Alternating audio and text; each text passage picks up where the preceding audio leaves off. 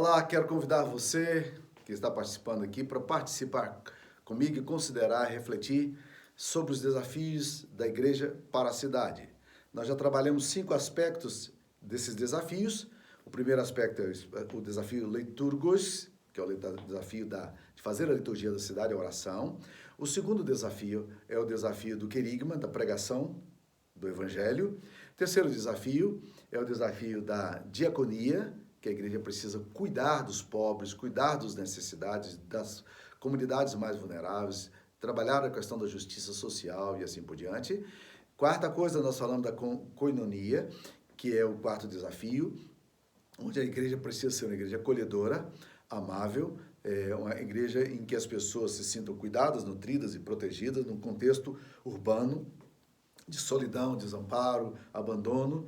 E no quinto lugar, eu durante muito tempo não trabalhava esse quinto nem o sexto ponto, mas de um tempo para cá, tenho jogado extremamente importante, achei que as minhas aulas eram deficitárias antes por causa desses quinto e sexto ponto que eu estou levantando aqui, que é o desafio hoje do oikos. Então eu colocaria aqui, dentro do Ministério Urbano, colocaria aqui mais um desafio, que é o desafio do oikos, que traduzido seria desafio ecológico.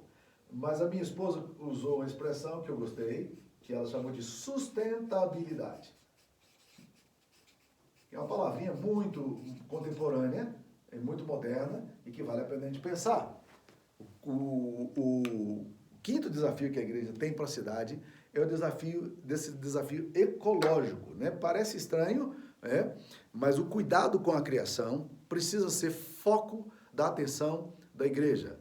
A igreja precisa se preocupar com a questão do cuidado da cidade, a questão da estrutura da cidade, a questão da limpeza da cidade, e a questão do cuidado com a natureza na cidade e assim por diante. John Stott coloca o cuidado com a criação, para você ter uma ideia de como esse tema é importante. John Stott, no livro dele, O Discípulo Radical, coloca um tema lá chamado Cuidado com a Criação, como um dos pontos essenciais do discipulado do discípulo de Cristo. Não é interessante? Eu também acho que é. Nós precisamos aprender a cuidar da cidade. Em todas as esferas, e sejam elas pessoais e individuais, nós precisamos cuidar da cidade. A palavra oikos, que eu estou optando aqui por ela, daí vem a palavra ecologia, casa, né? Ambiente, sustentabilidade. A palavra oikos pode ser traduzido como ambiente habitado ou família. Curioso, né? Era o termo usado para a unidade básica de uma sociedade formada pelo chefe, representado pelo homem mais velho, sua família, filhos e esposa, e seus escravos que conviviam em um mesmo ambiente doméstico. Então, o termo oikos, ele é extremamente importante. Eu acho que ele traduz aqui essa questão do ambiente, do local onde você vive, do local onde se protege. Toda a natureza, todo ser vivo, ele sobrevive quando ele tem o que a gente chama de adaptabilidade. Se ele não encontra o ambiente próprio, onde ele possa crescer e florescer, ele vai fenecer, ele vai acabar. Um vírus, uma bactéria, também da mesma forma, se não encontra um ambiente onde possa florescer, está morto. Então, nós precisamos olhar para a cidade com cuidado de como é que nós podemos fazer para a nossa cidade ser mais habitável, para ela ser mais bonita, para ela ser esteticamente mais bela. Como é que nós podemos proteger a nossa cidade? Porque as cidades, na medida que vão crescendo, elas têm uma possibilidade muito grande de um empobrecimento, de promiscuidade e de abandono. E nós, como igreja, precisamos olhar para a cidade e não é muito difícil observar como os desafios estão aí presentes. Bolsões de pobreza, falta de cuidado com a higiene, a falta de infraestrutura, rios poluídos, matas sendo destruídas, mau cheiro, desconforto, muitas pessoas no mesmo lugar, vivendo em condições subhumanas e gerando pobreza, gerando lixo, gerando uma série de coisas. Quando a cidade não cuida da ecologia dela, aí você tem a proliferação de doenças, são as diarreias que matam tremendamente hoje no Brasil e no mundo, dengue, que floresce em ambiente de mau cuidado, O vírus da cólera, por exemplo, que foi uma coisa muito complicada na história da humanidade, ele se deu por causa disso, por causa de falta de cuidado. Afirma-se também que a peste negra, que matou uma quantidade imensa de pessoas no início do século passado, no mundo inteiro, ela se deu por falta de quê? De higiene, o acúmulo de lixo nas ruas. Isso ia trazendo uma série de problemas coletivos. E a igreja precisa aprender a cuidar da sua cidade. Como crentes, individualmente, e como comunidade, nós precisamos cuidar disso aí. Alguns anos atrás, o reverendo Edgesse Martins, numa reunião da Comissão Executiva do Supremo Concílio, ele deu uma palavra muito interessante sobre ecologia, e ele disse o seguinte, que se nós não começarmos a falar desse tema em nossas igrejas, a comunidade atual não vai nos ouvir, a sociedade não vai nos ouvir, e nós precisamos exatamente trabalhar com isso aí, com essa preocupação com a cidade, né? Deus nos deu, quando Deus criou o homem, Deus nos deu 2 mandatos. Um mandato é um mandato missionário. Deus foi muito claro com um povo que ele elegeu, com um povo que ele chamou para si, para o louvor da glória dele, e proclamar o seu louvor em todas as nações.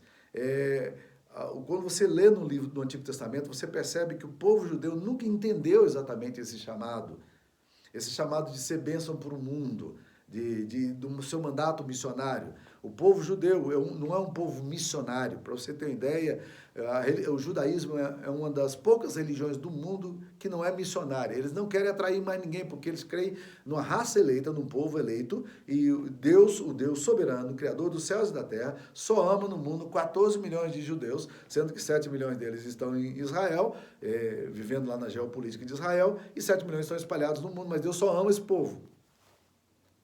É complicado. Por isso o povo judeu perdeu a dimensão missionária. Mas existe um segundo mandato que nós precisamos ter e que Deus deu ao homem, que é um mandato chamado mandato cultural. Esse mandato que tem a ver com os recursos que Deus dá e como nós podemos, como povo de Deus, e como nós devemos, como povo de Deus, cuidar, proteger. E foi assim que Deus colocou o homem no jardim do Éden, já com tarefas específicas para cuidar do jardim, cultivar o jardim, guardar o jardim, né? Dominar a terra.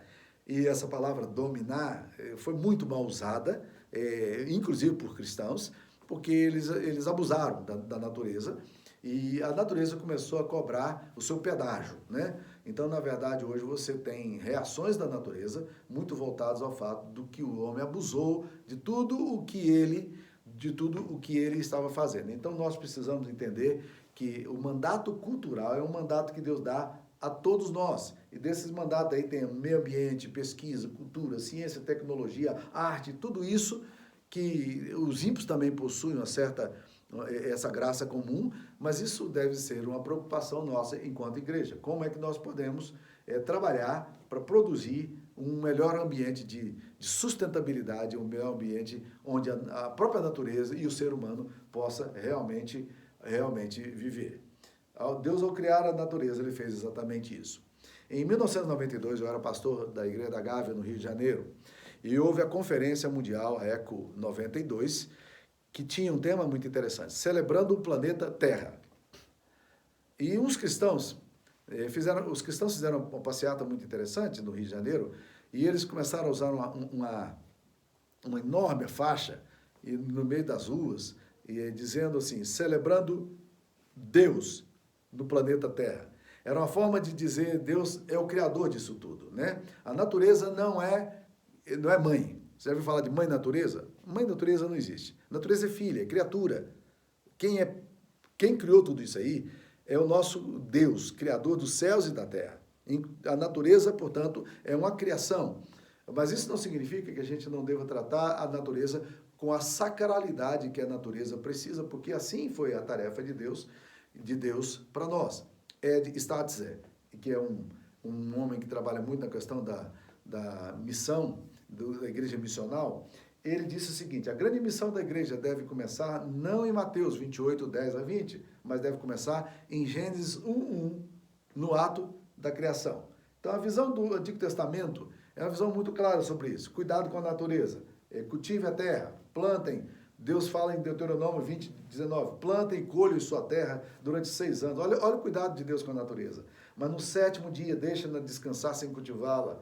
Assim os pobres do povo poderão comer, uma ação social, né? O que crescer por si, e o que restar ficará para os animais do campo. Faça o mesmo com suas vinhas e com seus olivais. Protejam a natureza, né? O mesmo cuidado aparece novamente em Deuteronômio 20, 19, o texto anterior, desculpa, era Gênesis 23, 10 a 11. Agora, Deuteronômio 20, 19 diz assim: quando sitiarem uma cidade por um longo período, lutando contra ela para conquistá-la, não destruam, olha que lindo, não destruam as árvores dessa cidade a golpe de machado, pois vocês poderão comer as suas frutas, não as derrubem. Por acaso as árvores são gente? Para que vocês as sitiem, essa é uma tradução um pouco mais moderna, mas eu achei interessante isso aqui, por quê? Porque havia um hábito dos conquistadores naquela época de chegar na cidade e destruir toda a muralha e acabar com as plantas também, destruir as árvores. Era uma atitude absolutamente insana, mas tola, mas eles faziam isso, era uma terra arrasada. Alguns chegavam a jogar sal para que não florescesse mais nada, para que não pudesse nascer mais nada ali na terra. Não é um absurdo isso aí? Então, quando você olha para as escrituras sagradas, você percebe que o princípio do Shabat tinha a ver exatamente com essa questão do cuidado com o homem, um cuidado pessoal, tinha um cuidado social com servos e estrangeiros, mas tinha um cuidado também com a natureza. Nem os bois poderiam trabalhar. E na especificação deuteronômica, levítica, você vai encontrar esse cuidado de Deus com a terra, né? Deus ordenando ao povo para que cuidasse da terra. Então, o juízo de Deus também seria por causa da desobediência em relação ao cuidado com a terra e as práticas da degradação. E quando eu vou para o livro de Jonas, uma das coisas que me impressiona lá é o finalzinho de Jonas, depois de ter pregado e Deus ter censurado, tentado pedagogicamente ensinar o seu profeta. A Bíblia diz que Deus olha para Jonas e fala: Jonas, você está muito preocupado com você mesmo, com essa plantinha que não te custou nada e que você não fez nada para ela florescer? E ele diz assim: não haveria eu de ter muito mais preocupação com 120 mil almas que não sabem discernir entre a mão direita e a mão esquerda? É curioso isso aqui. Isso aqui é um senso moral. São pessoas que se perderam tanto na vida que já não sabem o que é certo e o que é errado. Nós vivemos numa sociedade assim. Mas ele fala assim: e não haveria eu de me preocupar também com seus muitos animais? E o texto termina exatamente com isso, com esse tom ecológico de Deus, dizendo que eu também estou preocupado com a economia, eu também estou preocupado com os animais, eu também estou preocupado com as plantas. Jonas, o meu olhar é um olhar abrangente. Eu olho, eu não sou apenas criador, eu sou mantenedor. A natureza é minha criação, eu amo a natureza, eu quero protegê-la. Um dos textos mais surpreendentes da Bíblia, porém, se dá quando Deus ordena ao povo dele, que está exilado na Babilônia, em Jeremias capítulo 29, Deus ordena, e que coisa incrível isso aqui, né? Deus ordena ao povo que plante a árvore. Olha o texto de Jeremias capítulo 29, versículo 4.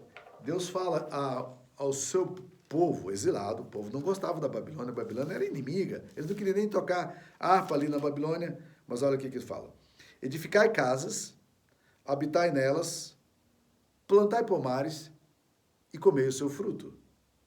Depois ele diz: procurai a paz da cidade para onde vos desterrei e orai por ela ao Senhor, porque na sua paz vós tereis paz. A preocupação de Deus com a cidade.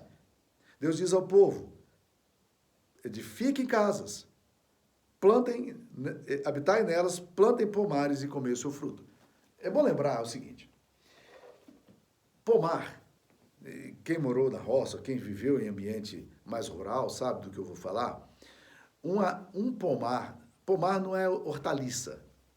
Hortaliça, você pega a alface e semeia ali, em 30 dias, 20 e poucos dias, você já está comendo alface. Um tomate, com 2 meses, 3 meses, você já está colhendo tomate, né? A cenoura, a mesma coisa, 3 meses, 4 meses, você está com a colheita pronta, beterraba. O texto não está falando de vegetais e hortaliças, o texto está falando de pomares. E eu aprendi algumas coisas interessantes, por exemplo, um pé de manga. Hoje você tem mangas aí híbridas, né, que são criadas em laboratório, que com 3 anos, 2 anos, 1 ano até, consegue produzir. Mas você sabe quanto tempo leva um pé de manga para nascer e começar a dar fruto? 12 anos. Sabe quanto um pé de jabuticaba, não as híbridas que tem por aí, né? Começa a produzir? 14 anos. Você sabe quanto é que uma tâmara, fruta do deserto, começa a produzir? Aliás, há um ditado interessante no Oriente, dizia assim, quem planta tâmara não colhe tâmaras. Por quê? Você plantava tâmara não para você, porque um pé de tâmara leva, hoje também tem as híbridas, mas leva 80 anos para começar a dar os seus primeiros frutos. Quem é que quer plantar uma árvore que só daqui a 80 anos vai ter o fruto? Entretanto, Deus está dizendo, plante árvores. Ou seja, cuide da cidade onde você está. Proteja a cidade. E isso é revolucionário, porque Deus está falando ao povo, para o povo cuidar da sua cidade num ambiente hostil. Ele está falando da Babilônia, não está falando de Jerusalém. Então aí é muito importante nós pensarmos nisso aí. Deus cuidar, a gente precisa cuidar da natureza e a cidade precisa dessa proteção, a igreja precisa estar atenta a isso aí. A igreja precisa lutar para que haja água potável, para que as fontes da cidade sejam protegidas, para que as nascentes sejam protegidas. Um homem cristão precisa se preocupar com isso. Algum tempo atrás, meu irmão comprou uma fazenda num dos rios mais fantásticos que existe no estado de Tocantins, que é o Rio Formoso. Um rio com muitos peixes e muita abundância de coisa. Quando ele chegou ali naquela fazenda, né, ele gostou demais da fazenda e tudo, mas ele percebeu que na fazenda tinha sido devastado até o rio. Hoje há leis específicas, você não pode fazer mais isso, você tem que proteger as margens dos rios numa derrubada para plantação ou para pasto, né? Mas isso foi feito há muitos anos atrás e agora ele chegou ali e uma das primeiras coisas que ele fez, e ele perdeu muito com isso, ele reservou 30 metros, colocou uma cerca, 30 metros na beira do rio para proteger o rio. Eu falei, meu irmão, que coisa bonita, que coisa boa que você está fazendo. Isso tem a ver com o reino de Deus, isso tem a ver com cuidado. A mesma coisa a gente precisa fazer na cidade. Nós precisamos evidenciar a compaixão de Deus com a ecologia. Por quê? Porque uma cidade poluída, uma cidade sem infraestrutura, ela vai ter graves e sérios problemas de saúde. E outra coisa, e aqui é um dado surpreendente, é que se nós quisermos glorificar a Deus, nós precisamos continuar cultivando e guardando do Éden que nós temos. Essa é a forma da gente glorificar a Deus. Cristãos devem estar comprometidos, como o John Stott coloca, com o cuidado com a criação. E na cidade nós precisamos cuidar disso aí. Por quê? Porque nós temos muitos problemas na cidade e nós precisamos construir uma teologia não a partir da queda, mas a partir da criação. Nós precisamos resgatar o conceito da graça e o conceito mais amplo da vocação da igreja para a cidade. Então nós precisamos buscar o que eu chamo de uma pastoral ecológica. Nós precisamos de uma pastoral ecológica, precisamos refletir teologicamente. Esse é um tema muito pouco falado na cidade, mas nós precisamos cuidar da nossa cidade com o nosso oikos, com o nosso lar. E isso envolve participação solidária.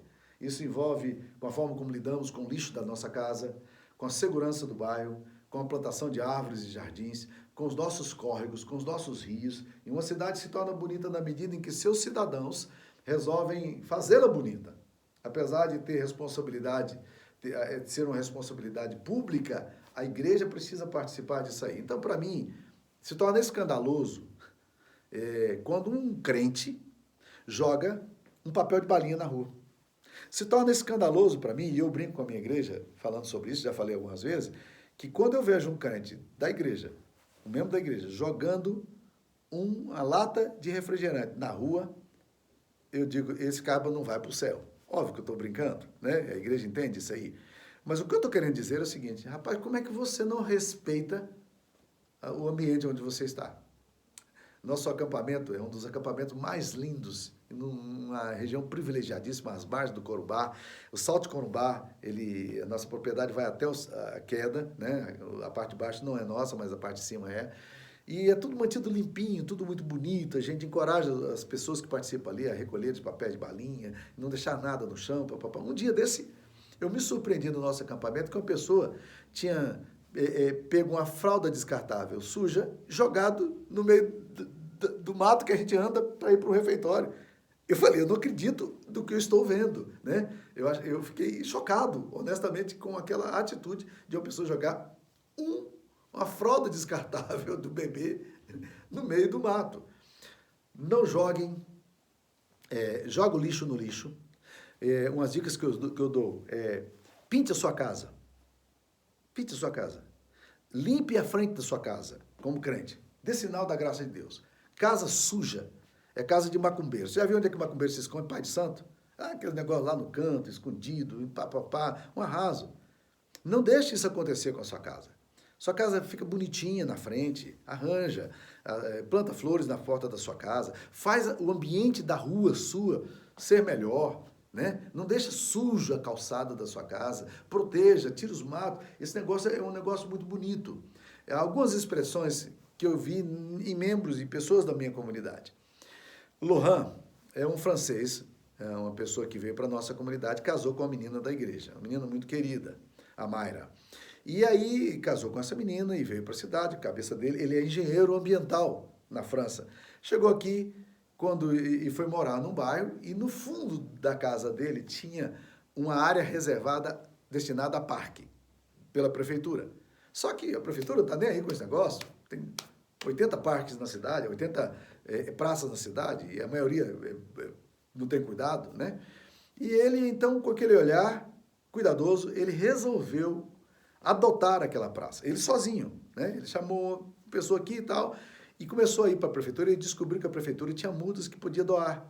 E ele começou a fazer a plantação daquele parque. O parque ainda não está exatamente como a gente espera que esteja, mas, meus queridos irmãos, quem passa por lá, vê aquele dedo maravilhoso de alguém preocupado em ter um ambiente. Uma área maravilhosa abandonada, em que algumas pessoas passavam lá e jogavam lixo, jogavam entulhos, né? Então não faça isso, não. Você cuide da sua cidade, você precisa cuidar da sua cidade, né? Outra coisa que achei bonita foi numa pessoa membro da nossa comunidade. Ele morava ao lado de alguns terrenos baldios. E ele era um empresário na área de comunicação. O que ele fez? Ele percebeu que valeria a pena, e curioso, esse olhar veio depois de uma aula de missão urbana que eu falei sobre ecologia, e ele percebeu que valeria a pena cuidar dos seus lotes vizinhos, que não era dele.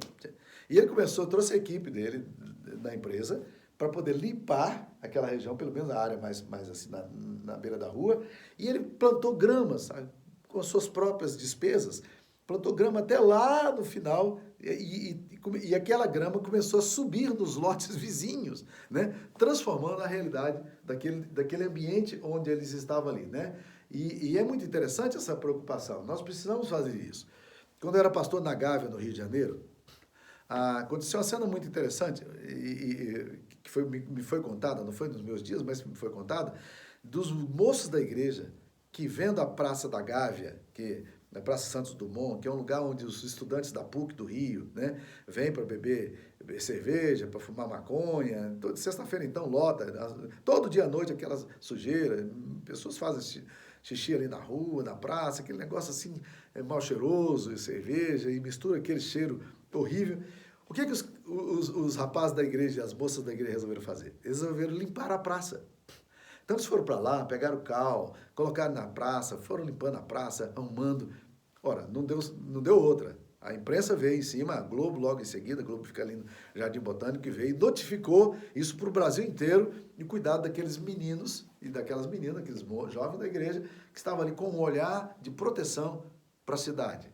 Como é que a igreja vê isso aí? Deixa eu contar mais um caso aqui interessante. Eu não sei se vocês já ouviram falar da teoria das janelas partidas. Em 1969, o professor Philip Zimbardo, da Universidade de Stanford, nos Estados Unidos, realizou uma experiência de psicologia social, deixando 2 automóveis idênticos abandonados na via pública, da mesma marca, modelo e cor. Um no Bronx, uma região bem abandonada, ali em Nova York, zona pobre de Nova York, e outro em Palo Alto, na Califórnia, que é um bairro de classe alta, uma cidade tranquila. E uma equipe de especialistas de psicologia social estudando as condutas das pessoas de cada lugar. O automóvel abandonado no Bronx começou a ser vandalizado em poucas horas. Perdeu as janelas, os pneus, o motor, os espelhos, o rádio, tudo.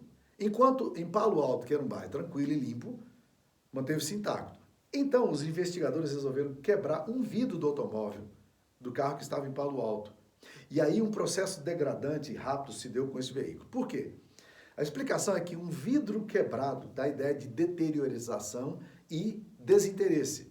A teoria das janelas partidas, desenvolvida por Wilson e George Killing, concluiu que o delito é maior nas zonas onde o descuido, a sujeira, a desordem e o maltrato são mais visíveis. Isto é comum em cidades nas quais o poder público e os cidadãos não estão preocupados com a ordem e a limpeza. Se um lote está cheio de entulho, dizem eles, outros terão mais liberdade de jogar mais lixo. Se está limpo, as pessoas se sentirão inibidas em sujá-lo. Se os moradores de uma determinada rua resolvem limpar e pintar a frente das suas casas, fazer reformas, os outros tenderão a fazer a mesma coisa. Se não se pune, dizem eles, se não se pune pequenas faltas, como estacionar em lugar proibido, faltas maiores e delitos mais graves surgirão. Se não se pune pequenas atitudes de corrupção, como a de um fiscal de obras, a tendência será de outras pessoas começarem a fazer o mesmo. O sistema público brasileiro está caótico com a corrupção porque pequenas questões éticas foram abandonadas. Este princípio foi aplicado em Nova York, uma cidade tradicionalmente perigosa, no combate às pequenas transgressões como os grafiteiros, roubo de carteiras e bolsas, alcoolismo, drogas, sujeiras nas estações. E isso, posteriormente, motivou a chamada política da tolerância zero. Alguém explicou assim, não é tolerância zero em relação à pessoa que comete o delito, mas tolerância zero em relação ao próprio delito. Trata-se de criar comunidades limpas, ordenadas, respeitosas da lei e dos códigos básicos de convivência social. Então, meus queridos, pergunte a você, como é que você cuida da cidade? Como é que está a sua casa? A igreja de vocês está limpa? Dá ideia de coisa bonita, da obra de Deus, né? Uma pintura bonita, né? Ou é uma igreja feia, mal arrumada, o escombro, né? Cuide da sua cidade. Cuide da sua cidade. E isso, para mim, é o desafio que eu chamo do desafio da sustentabilidade, o desafio ecológico, o desafio do oikos. Nós precisamos nos preocupar com o bem-estar da nossa cidade, com o meio ambiente que nós estamos, com as praças e com os rios da nossa cidade, com a sujeira da nossa cidade, com a infraestrutura da nossa cidade. Nós precisamos pressionar poderes públicos, poder executivo, legislativo, para que essas coisas possam estar sempre claras e a gente possa realmente fazer da nossa cidade uma cidade mais bonita. E isso a igreja pode influenciar profundamente e começar a dar o exemplo. Como? Vivendo como uma igreja que respeita as leis, as condutas da cidade, respeita o ambiente e cuida desse ambiente como um jardim de Deus. Cuida desse ambiente como um mandato cultural. Cuida desse ambiente porque entende que o Deus da criação está interessado na criação e na manutenção dessa criação que ele fez. Que Deus te abençoe. Se quiser assistir à próxima aula a gente vai falar do desafio da politicidade. As outras aulas também estão disponibilizadas no YouTube e você pode ter acesso a ela caso você queira ver todo o conteúdo desses desafios da igreja para a cidade. Deus te abençoe.